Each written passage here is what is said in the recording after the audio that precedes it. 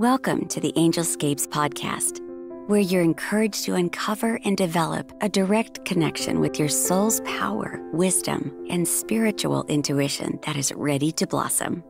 We'll explore new ideas, compelling tips, and real steps to help you learn simple spiritual practices. We're a safe place to learn more about accessing your soul's power with education and spiritual wholeness that could bring more clarity to your life. Now here's your host, a practicing medium, Akashic Records practitioner, spirit artist, coach, and mentor, Dr. Reverend Nancy Smith. Do you ever wonder why, when you set an intention to do something, all these inner voices start speaking up and interrupting you and making you second guess yourself? And have you ever strode into a situation or event thinking you've got it all, you know what's going on, and then all of a sudden you feel like you're just 3 feet tall or even 3 inches tall? Hello, this is Angelscapes, and I am your host, Nancy Smith. And in this episode, I'd like you to join me in a conversation about inner interruptions and stray thoughts that can derail your clear intentions. Discover that inner team that drives your life from your unconscious self. Believe it or not, there's a whole nother consciousness that's driving you, and learn how to manage this energy of emotions. This unconscious self is a series of emotions, and we can really work with them now that people are really, this is the time of year where we get up into our intentions and we're going to do this or do that or experience this or experience that, and then we don't. And people say, why don't I do anything? And one of the things that I have learned about and understand is that we are created with an unconscious self. Some people call it the ego self, and it's full of voices and personalities and subpersonalities and archetypes and belief systems that are all trying to get to the top to tell us what to do. They're not the smartest or the most growing and learning part of ourselves, but if we break ourselves down into 3 levels of consciousness, we can begin to understand what's driving us and what's sending us off the edge or keeping us from doing something that we really want to do. Back in the New Age explosion in the 80s, people were talking about overcoming your ego, or your ego is not a spiritual place, or it's interrupting you from having a beautiful spiritual practice or from being a good person. And I'd like to go the other way with that. Our ego is our unconscious self. And by understanding our ego, by embracing our ego, I call it our unconscious self, we begin to integrate our life experience into our awareness. And when we integrate our life experience into our awareness, our soul has access to it. So it's a little miracle. It's a really great little design, but it's a complex design. So I want to talk to you about that today, because we beat ourselves up so badly when we don't do what we think we should do, or we don't get onto that spiritual path, or we don't lose those 20 pounds, or we don't go to the gym, or we don't blah, blah, blah. The list, know how to ride a 2-wheel bike. The list can go on and on and on. And let's break this down on who could be talking to you. There's a beautiful Disney movie out called It's called Inside Out. And it's a few years ago. And it's about a young girl, the inside of her emotional self. And it has all these inner voices. So if you want to understand what I'm talking about, grab that Disney movie and you'll start to get it. But what I'm going to talk about to you is how to manage those inner voices. In the movie, she had joy, sadness, disgust, anger, frustration, fear. And it's very similar to that little girl in the movie. We have inner voices or inner parts to ourselves that developed since we were born. Even before we were born, we developed. Our mother's personality, our father's personality started to embed in our thinking, embed in our emotional body, personalities and thoughts and reactions. So even before we were born, this stuff started. But as we were born and we learned to socialize, with our parents and our family, we begin to learn what we need to do to make things happy, what we need to do to get our diapers changed or to get fed. And we learn what works and we learn what doesn't work. And it's all through the emotions, because those little synapses aren't thinking things through. They're simply, you have the body function, that's the brain, the feelings, the emotions, the hunger, the sadness, the loneliness. And we all know that when we're failure to thrive for little babies is if they're not touched enough, if they don't have enough interaction, they won't thrive or they won't grow. Or in some instances they just will perish. So they haven't developed that inner sense of self in order to survive. So we need to go through all of these very important steps and create all of these important awarenesses or subpersonalities or belief structures to help us go through life. And sometimes these belief structures or these personalities, these subpersonalities, stop working in our favor because they're stuck in time. They're stuck in the past. They're stuck in remember when you were 8 years old and you finally figured out that this is how life works, and you just stick to it. And now you're 45 years old and you're working with an 8-year-old consciousness. And that doesn't work too well for anybody. And that when I said the example, when you stride into a situation where you think you own it, where you think you've got this, and all of a sudden you shrink down to 3 feet or 3 inches tall, something has triggered you. Something has presented itself to you that seems so big that you went into your little 3-year-old self or your little tiny self that says, I can't do this. And our inner voices will take over and will think that they're protecting us. They will think that they're doing us very much good, protecting us. And they're only 3 or 4 or 8 years old. They're very young. And so all of a sudden, we aren't talking like the adult that we felt we were. Let's break this down a little bit. Back in the day, there was a group of psychologists that really studied the psyche and broke it down into 3 parts. And the first part is the sacred witness. And when I work in the Akashic records, I will always ask you, when we're doing some interpersonal work, to invite your sacred witness to come on board. I like to say, sit on your right shoulder. And this part of yourself, it's sacred, and it's a witness because it observes everything in your life with neutrality. It is the part of yourself that listens to everything, that catalogs everything, but it doesn't make a decision. It just has the information. And that's a very important part of ourselves, because we need to go back into the records of our lives. We have the sacred Akashic records of spirit. The records of our lives are in the middle of the Akashic records, but that's a long conversation for maybe another episode. Our sacred self will have seen the records of our personal life. So we can go into that witness self and say, so what's really going on here? Now, when we do interpersonal work, there's the sacred witness. And then on the other shoulder, I ask you to invite your inner protector or your inner pusher or your inner skeptic, the ones who speak up the loudest, to sit on your left shoulder and observe, to take on the same role as the sacred witness and to observe this interpersonal work so that you can access what you need to access to heal, to learn and grow, to accomplish what you're wanting to accomplish. So sometimes, so let's talk a little bit about those inner protectors and inner pushers and inner skeptics. Within ourselves, ever since we're tiny, even pre-verbal, we have created an aspect of ourselves that wants to protect us, that wants to keep us safe at all times. Our parents start by doing that role, playing that role for us. Sometimes they do a good job. Sometimes they slip up. Sometimes we do fall down and hit our heads. And so we have an inner protector that kind of learns from the pain that we're experiencing or the frustration or the loneliness and starts to create rules and regulations. And that's your inner protector. Our inner protectors, some are much louder than others, and some are much more restrictive than others. And some inner protectors, just they don't mind taking risks and stuff like that. So understanding how your inner protector works in your life is a key to understanding when you can take a risk and when you can't take a risk, or when you're too overwhelmed with fear, or when you're inspired to move over.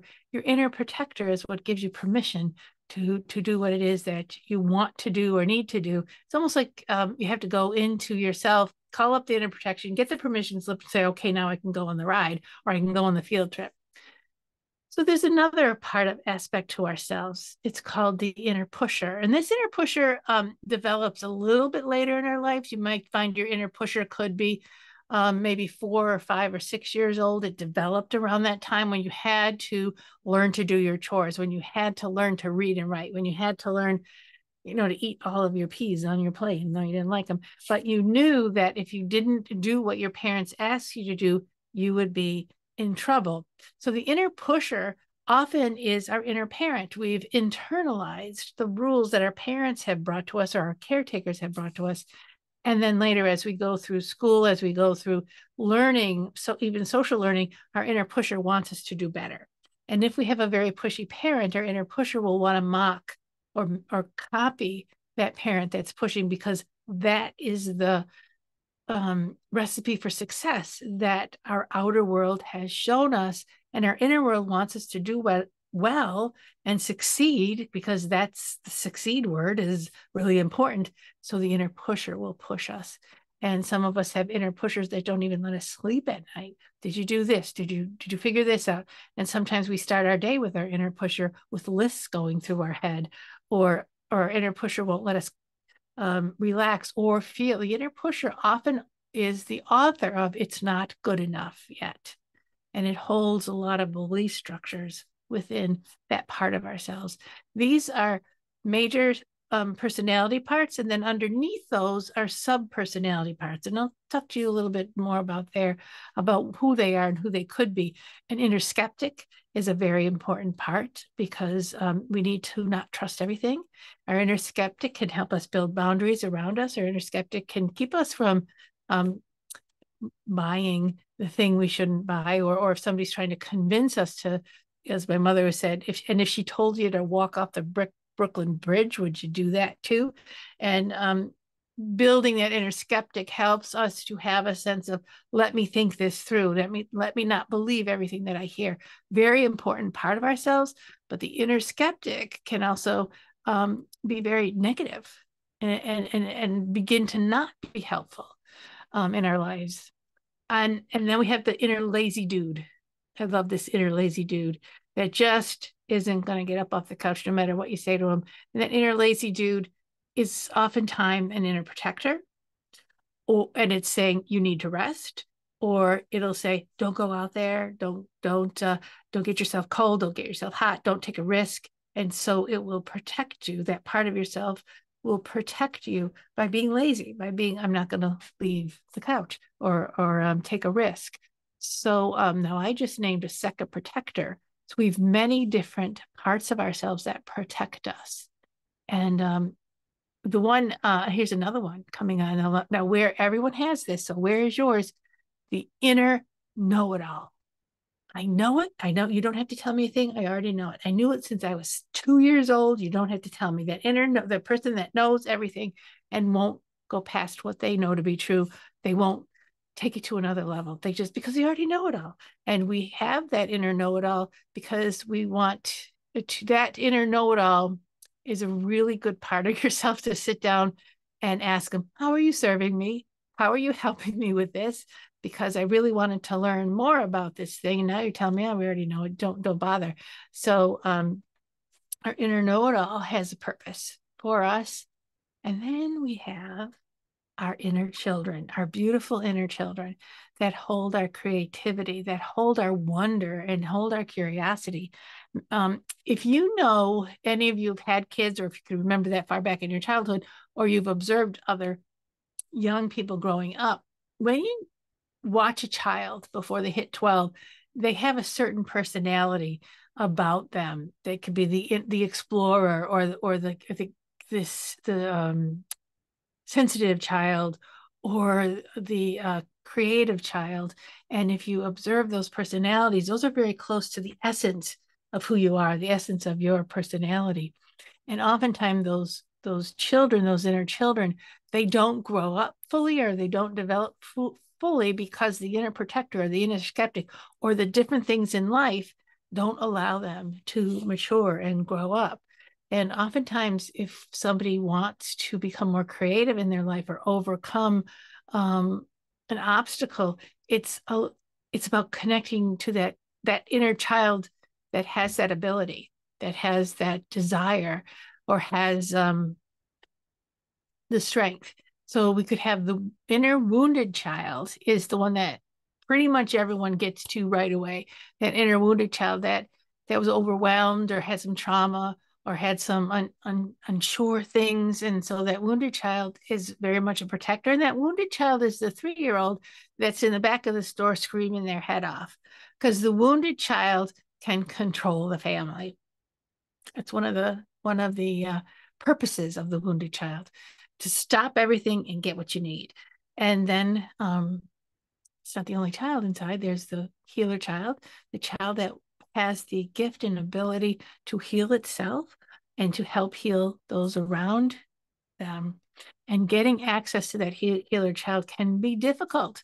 You may need to create a safe environment to express your feelings to yourself and to accept yourself as you really are, and to love yourself unconditionally. And then the healer child can begin to come out of the forest of your life and begin to express itself in a very lovely, caring way. Could be the poetry, could be the songs. And then we have the creator child that's within us too, very similar to the healer child. The creator child could have tremendous amount of gifts. And is your inner creator child, has it been allowed to mature into an adult? So all these are very important parts of ourselves, to understand who is leading, who's driving the bus today, who's taking me to work, who's making those phone calls, who's on board, who's getting I'm wondering who's doing the podcast right now when I am, as I say this, who's in front of all of you talking, which part of me is doing that. So in order to, you're at a block, you have an intention, you don't know why you're not doing what you're doing. And in order to understand that, sometimes we need to sit down and have a talk with ourselves, have an open-hearted, like, okay, who's that inner protector that's not letting me cross the street? And you can have a dialogue with them if you're quiet enough. And that interrupter may not want you to have a dialogue with that inner protector, so they're going to interrupt you. So that's another part. Well, so why are you interrupting me all the time when I'm trying to do this? It can be very noisy within yourself.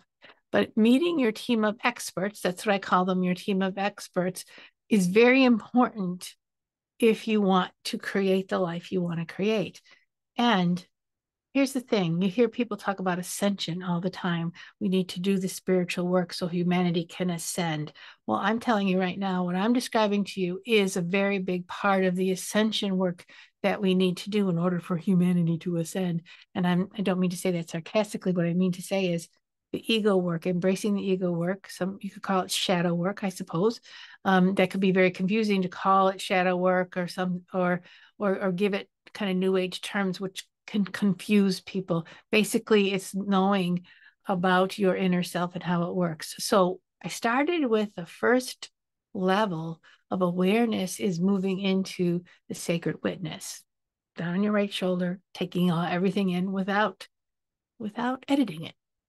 And then the second level is about the experience of the many selves. That's the second level of understanding who you are and your awareness. And then the third level is about awakening an aware heart so that you're in your aware center. You are your aware self. The aware self, I always feel like it's centered in the heart, connects the unconscious team of experts with your higher self, your soul, which is another expert. The flow of life, the connection with the chi, the connection with the beautiful life force that goes through our lives. And when we embrace that, that's when really awesome things happen. We embrace our unconscious self. Those beings down there, those energy patterns down there, are only interested in what they know to be true right now, based on the experience that they had whenever they had it, whenever they got born in your life.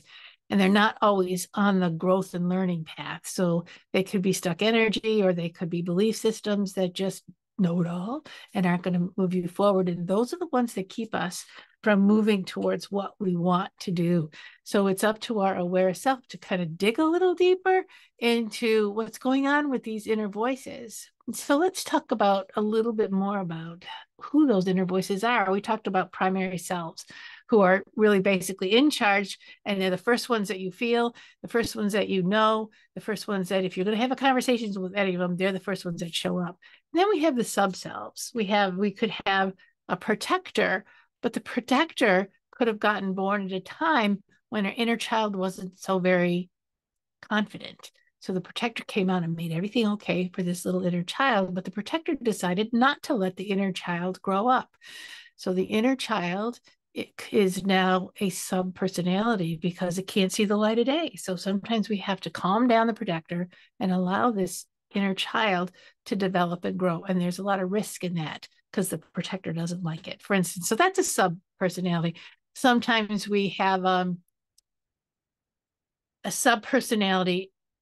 If we have been in a situation where we have had experienced a lot of stronger personalities, and we have learned to get along with those stronger personalities, so we develop a quiet aspect, the protector. I'm not going to go on a limb for that person. I'm going to keep my mouth shut, and that's how I'm going to get through this. So within ourselves is our voice. Inside of that belief system is a sub-self that's our actual voice, and our actual, wait a minute, I have something to say here, but we put a box around it. We sat on it, and that's a sub-personality.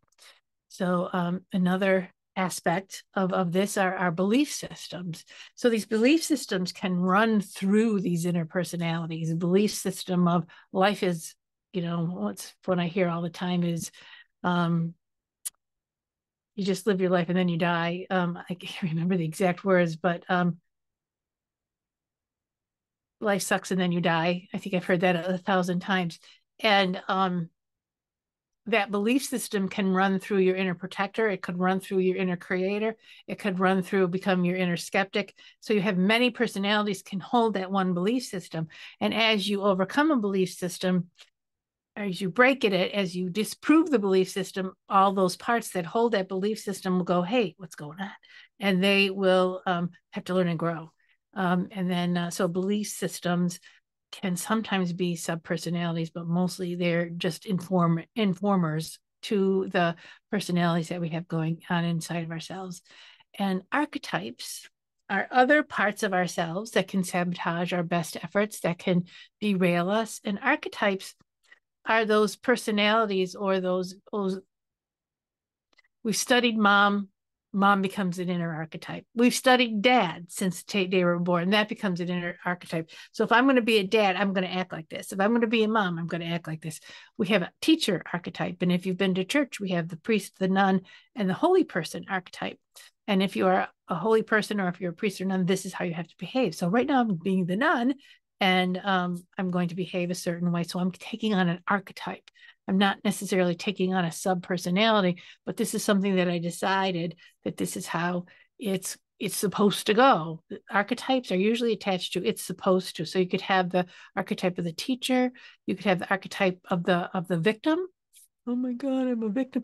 You could have the archetype of the saver, the one that always fixes things.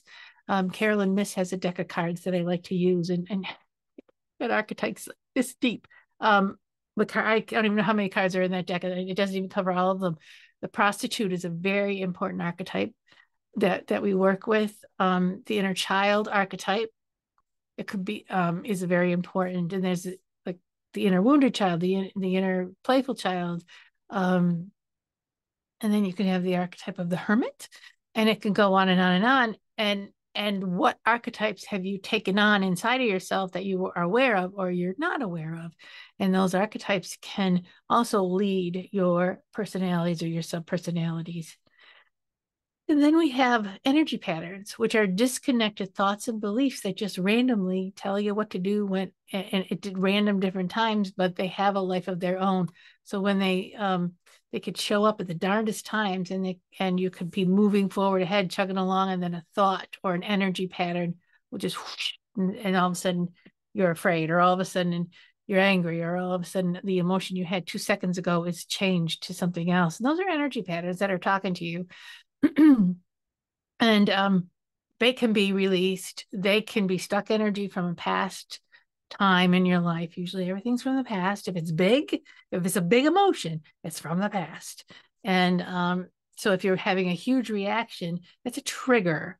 So how you feel in the moment doesn't match what you're doing in the moment. That's a past feeling, and that's a trigger.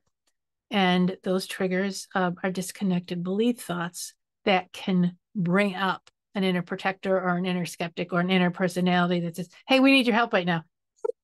Help, but you're triggered.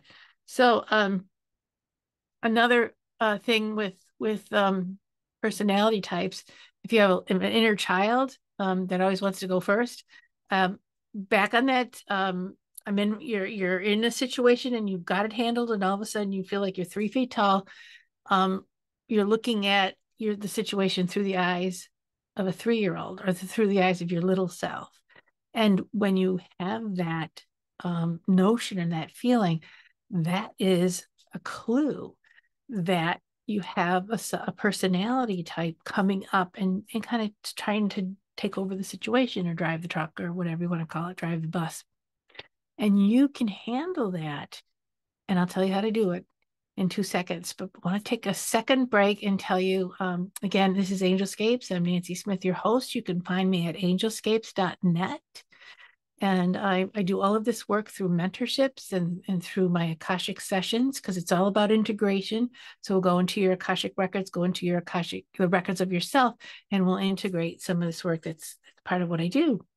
And if you are interested, you can go onto my website, angelscapes.net, book a session and get a discovery session. You don't have to pay a darn thing. You can just talk to me about what you have going on and what you're interested in, any questions that you may have. It's not a reading, but it's just a way to connect with me to see, hey, do I want to work with this woman or not? It's all spiritual work. I don't like to call it coaching. It's more of a mentorship and a deep dive to give you spiritual tools to move forward in your life. And guess what? You're going to always be doing this work till the day you die, because our soul is here to learn and grow. And our soul learns and grows from the experiences that we have, and our unconscious self is busy having those experiences and making up its mind what they're all about. And if we integrate that unconscious mind with our heart and with our soul, then our creativity just flowers out, that we actually can complete that intention that we set. So let's go back to talk about what you can do to manage those emotions that are inside of all these subpersonalities and all these energies, so that you can be fully aware in the present moment. So let's go back to that situation where you thought you had it all handled, and you walked in, and then all of a sudden you didn't have it handled, and you felt like you were 3 inches tall, and maybe you're sweating, you're having a physical reaction, and you're not sure what to do. So what you can do is in your, I usually put it in my left hand, put it in your left hand, that emotion, and just let it snuggle right up there in your left hand.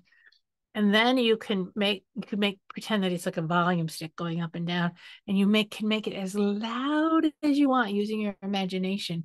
Just make that funny little, I feel this big and I'm not feeling so sure about myself and I've lost all my confidence, or whatever it is. Let it get as big as you, so you can't stand it anymore. And just sit in that pain, that emotional, and then make it as tiny, tiny, tiny. Bring it down into a quiet, so almost you can't even feel it practically, right? So now in your right hand, I want you to imagine, how do I really want to feel? Like I had it, I was all in there, I had it all going on. So get that feeling and put it in your right hand. And remember how you felt when you had it all going on. It didn't go away. It's still inside of you. And get that feeling right in the palm of your hand and grow that all the way up over your head until it's so loud you can't even hear yourself anymore. You're feeling good. You got it all. You're a little bit cocky. And then take the two of them and balance them. Let one be a little louder. Let one be a little bit lower. Sometimes we need that inner tiny little child there's a purpose in there. Sometimes you can say, well, so what's your purpose? Why did you come? What did you see that triggered you? What did I miss? And you can get that information from that inner voice that's trying to show up. And you can say, oh, thank you for letting me know. But you don't have to let it be in charge.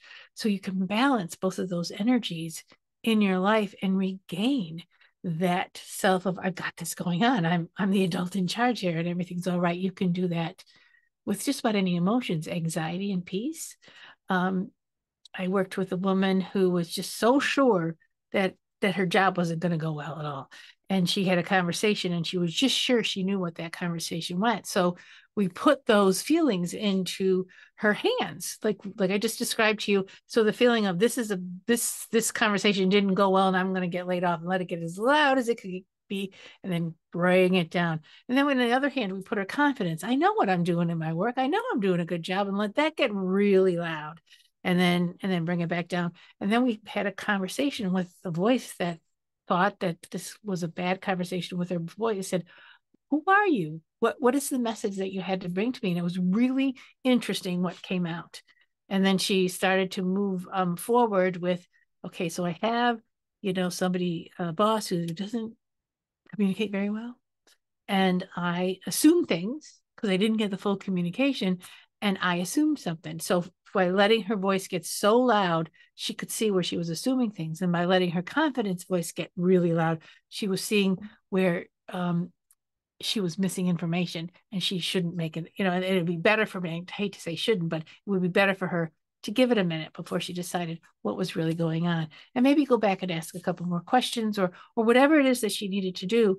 But that one voice was keeping her from moving forward and asking questions because it was assuming this is what it was, and that wasn't the truth. There was an inner voice that was saying, hey, here we are again. We did this before. It's never going to get better. Negative voice. So again, when you are walking into a situation where you really want to achieve something and your intentions as clear as a bell and you're not overcoming it, check out with your inner voice. Who's driving this bus? Who's driving the car right now? Where's my awareness? And simply, if you pull your awareness up into your heart level and you become your aware self, you can begin to play with these energies and see what the messages are that they're bringing to you. And are they serving you? Are they helping you? Or are they just interrupting you and making you crazy? And so that's my talk for today. That's about all the time that I was going to put into this. But if you have any questions, courseangelscapes.net, let me know. Practice with these different voices in the palms of your hand, letting them get big and then are small, and just talk to them. Say, who are you? What's the message? How old are you? Where did you start? When did you show up in my life?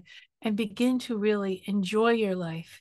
Begin to really become aware of yourself. And as you become more and more aware of yourself, you're now free to keep the elevator going and go to your higher power, go to your soul, and invite your soul to help these unconscious parts of yourself to grow and learn and integrate into the soul. So you become a whole healed person, totally involved in the present moment. So thank you for coming. Thank you for listening. Until next time, stay well, stay happy, keep talking to your soul, and love yourself the way God loves you. Thank you. Thank you for joining the Angelscapes podcast. We hope you've gained new insights and inspiration for your journey to uncover and access your soul's power. For more information and a deeper dive into finding clarity in your life, go to angelscapes.com. Remember to subscribe so you can be part of the discussion. It may just change your life. See you next time.